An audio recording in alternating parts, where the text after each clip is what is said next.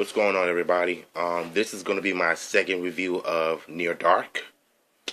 Now, the first one, I didn't really review the movie. I was just telling you my thoughts and reviews about the movie, how I thought it was great. So, this video, I'm going to do a full review of Near Dark. So, here we go. So, the movie starts off as Caleb driving into the gas station to meet up with his friends. He then discovers a girl named May who was a vampire, and the two of them starts to get to know each other. And before that, she asks him to stop the car, starts to explain to him about what it's like to be a vampire and how it's going to take them a billion years to be here when the stars are still out, and when the sun is out, they get burned or whatever. And after that, he took her to a ranch to show her the horse. Because, when horses, they suspect vampires. So, the white horse kind of reacted the way he reacted to vampires. So, Caleb didn't even notice at first. So, and after that, she asked him to take him home because he doesn't know what time it is. No, she doesn't know what time it is. Then he pretty much just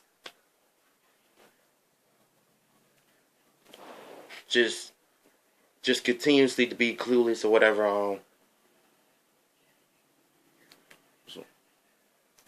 Sorry, animals. Okay. Sorry about that. I'm looking at something else on TV. Anyways, getting back to this movie. So, after he stops the truck, he asks for a kiss from her, and they wind up kissing. But little does he realize soon he's gonna be turned to a vampire. So she turned him, to a vampire. So she wound up biting his neck. Then she wanders off. So he gets back to the truck, try to figure out what's going on.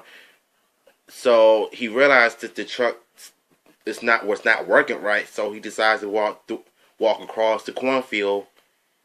Then he's starting to begin to flesh, as you can see on when he's starting to smoke. So we then cut to a scene with his father and his little sister are out back taking care of the animals. Sarah, the little sister, noticed Caleb being sick. So she tries to explain to her father, but her father was not even realizing what's going on. So this truck comes out of nowhere and just snatches Caleb away from the cornfield, and Sarah and her father was chasing it. And then Caleb beginning to wonder why was he being snatched around. Severin claims that he was going to bite him, but he wasn't. So May told him that she turned him. So later that day, they met up. No, they found somewhere to stop at to get some rest. But then Homer was trying to tell May that you can't take care of Caleb. But then May was trying to explain to Homer that she turned him, that she could take care of him. And Jesse says that he was going to give Caleb 2 weeks to kill somebody until he becomes one of them. So after that, they drove somewhere and set something on fire. We cut to a scene when Severin was stealing a car from a car dealership.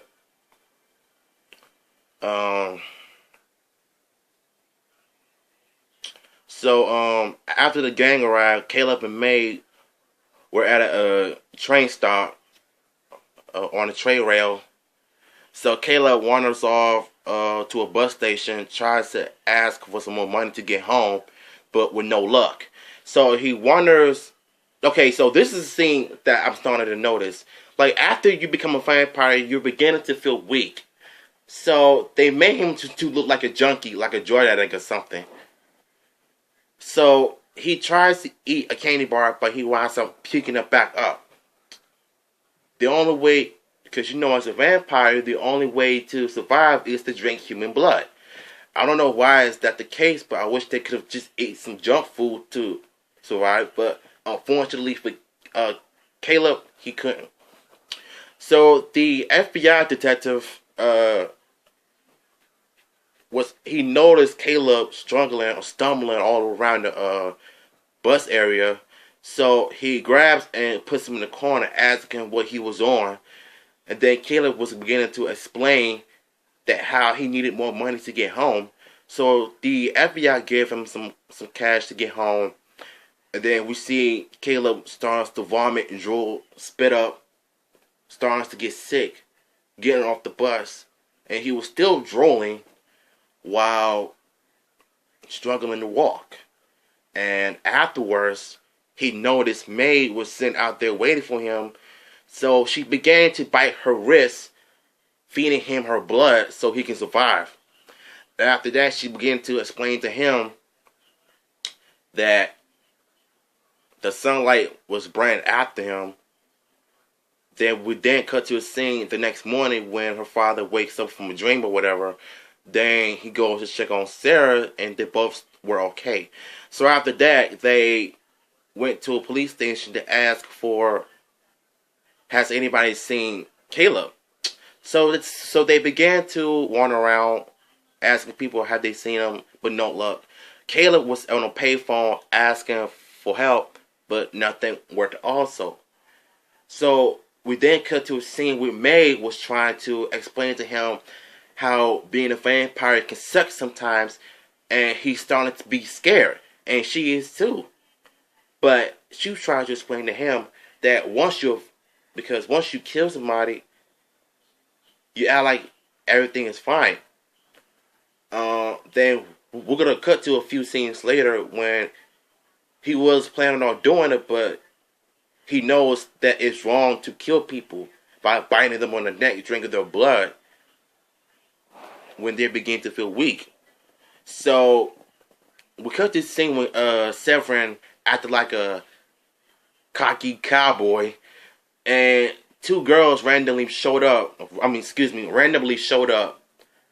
He tries to call some offering them to a drink, to a bar or whatever, but we all know what's going to happen when he bites people. So we cut to a scene when Jesse and Diamondback were driving and they pick up a couple of hitchhikers. Little do they know that they're going to wind up being gun pointed at them, but they wasn't scared. So Jesse turns on the music, and we all know how that happens. So we then cut to a scene when Caleb, May, and the truck driver were in the truck. Caleb was asking bus drivers about the truck. So May was trying to get Caleb to bite him, but nothing happened. So the bus driver noticed Caleb looking at him funny. But little does he know that he actually pulled up and Caleb was beginning to get sick again. May noticed it, but then she begins to bite the bus driver. So once again, she began to feed him blood.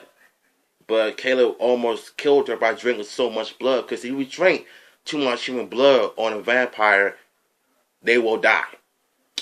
So we then cut to scene with the father and Sarah in the restaurant. Father tried to comfort her little sister. Little did she know that she's worried about her big brother.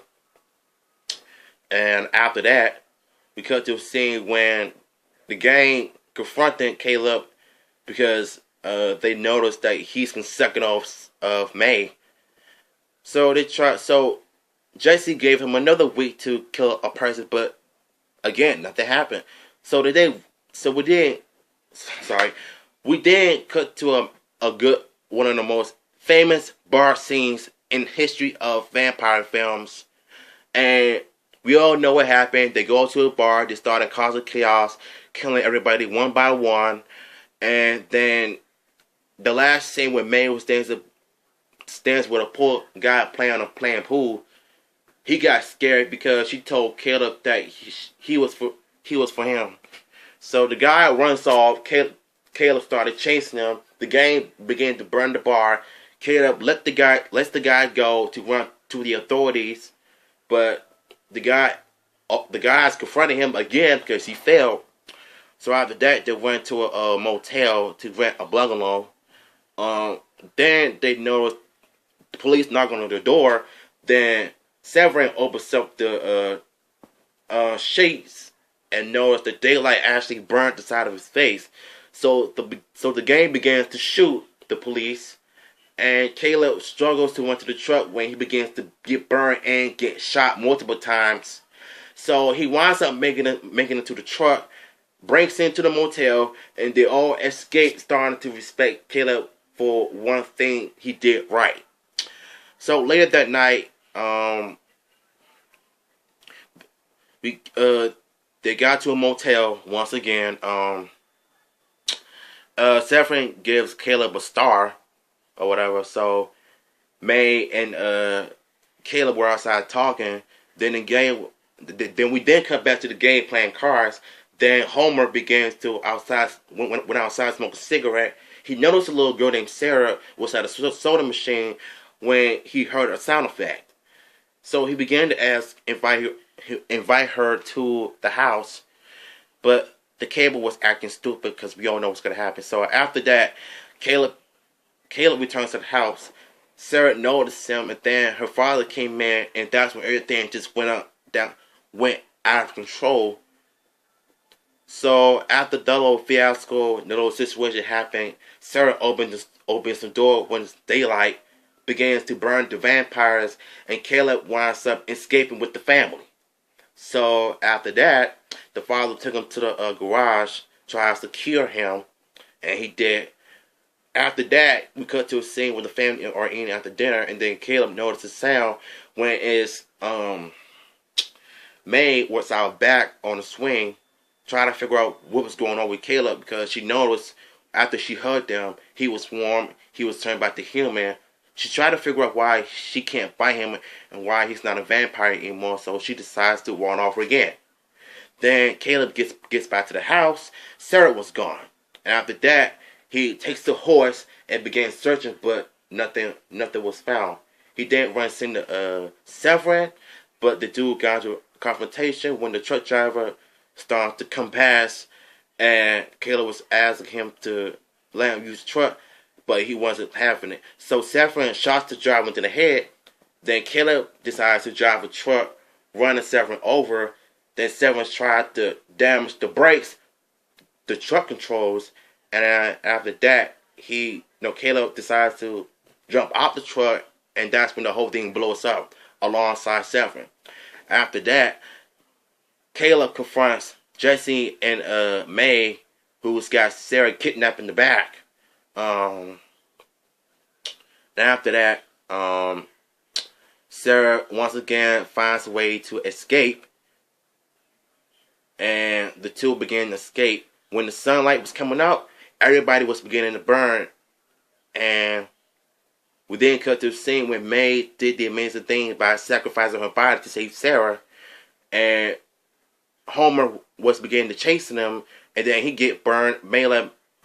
Jesse and Diamondback got burned, and the movie ends with May turning back to normal, and yeah. Once again, 5 out of 5. See y'all later.